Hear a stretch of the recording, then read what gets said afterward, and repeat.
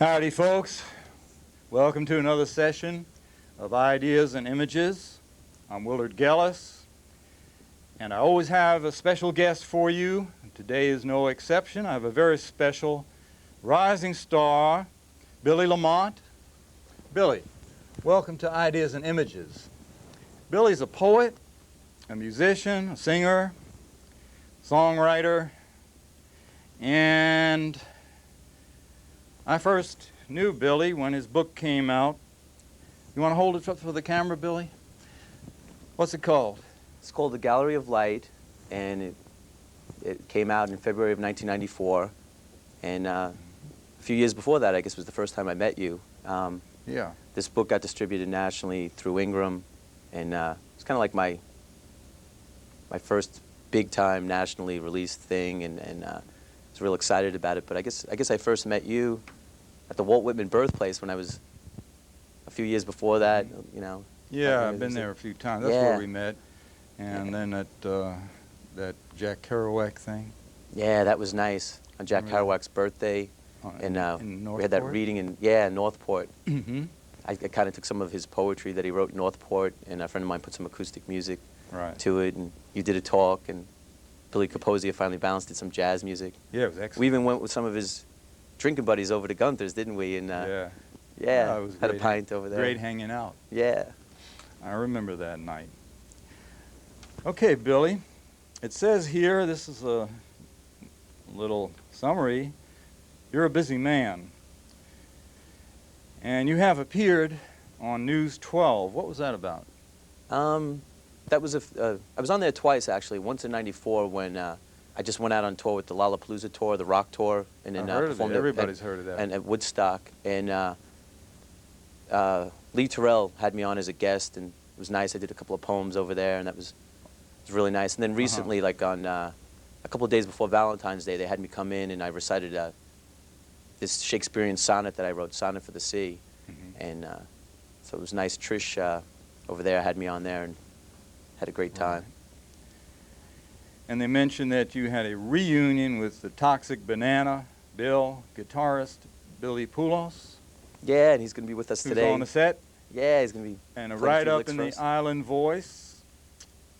Now, I've heard of the Funky Fish. What's that got to do? What do you got to do with them?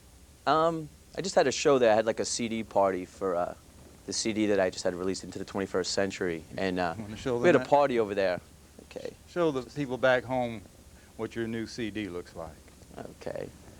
This is a Benefit for Teen Challenge. And what's Teen Challenge? It's an alcohol and drug rehabilitation charity that it was started by this country preacher who went into Manhattan in the 50s, Pastor Wilkerson, and he he helped. Really?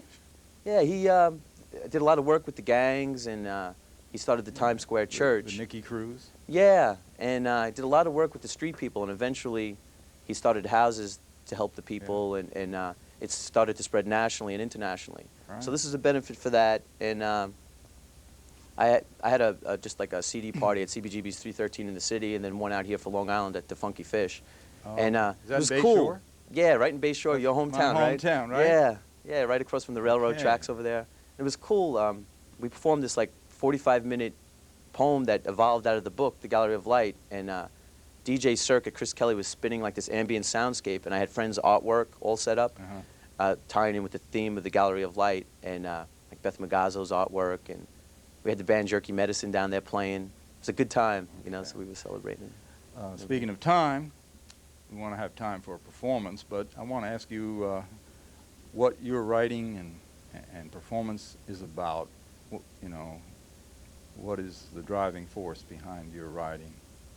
I really want to encourage people, encourage their dignity, and inspire hope, and uphold life, and that's the driving force in my poetry. So I've done these publicity things and tours and that kind of thing, but the thing that really drives me is not like an ego thing, but like I'm trying to give to people and inspire people, and so I feel, you know, real comfortable being on the street or in the subway or not having a big audience, you know. In an old age home, we kind of forget a lot of our senior people in society right now. And there's so much wisdom there, you know, and at the homeless places, there's just so many great people over there. And I like to I try to be a voice for the people as much as I can. Good. I do too.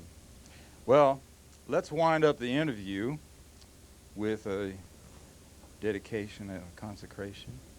You want to do that? Okay, yeah. I'm going to light a candle here, and got a few dedications that I like to make. And the performance I'd like to dedicate to the kids in Colorado that lost their life. And, you know, a lot of them proclaimed a faith in God or a faith in Jesus before they were killed, and they stood up for what they believe in with their life. And so maybe everyone could keep them and their families in our prayers and in our thoughts and meditations.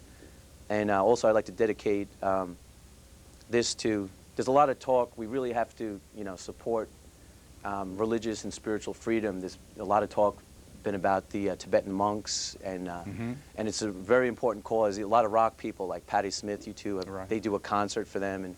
But today I just wanted to us to keep in mind the, you know, we should really support organizations like Amnesty International and Voice of the Martyrs. And I have a map here that I'm just going to hold up for the camera. And there's different areas throughout the world where people are killed just for you know, for having a Bible or proclaiming a love for Jesus Christ. And you know, as we're going into the 21st century, this is so wrong. And so maybe we could keep in our thoughts and prayers the Ukraine and places like China where people are killed just, you know, just for their simple faith.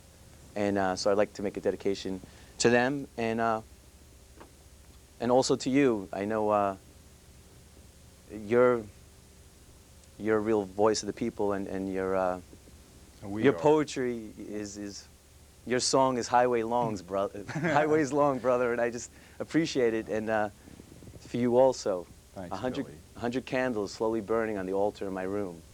Prayer is the incense that fills the air. I won't forsake the blood of all the dead saints.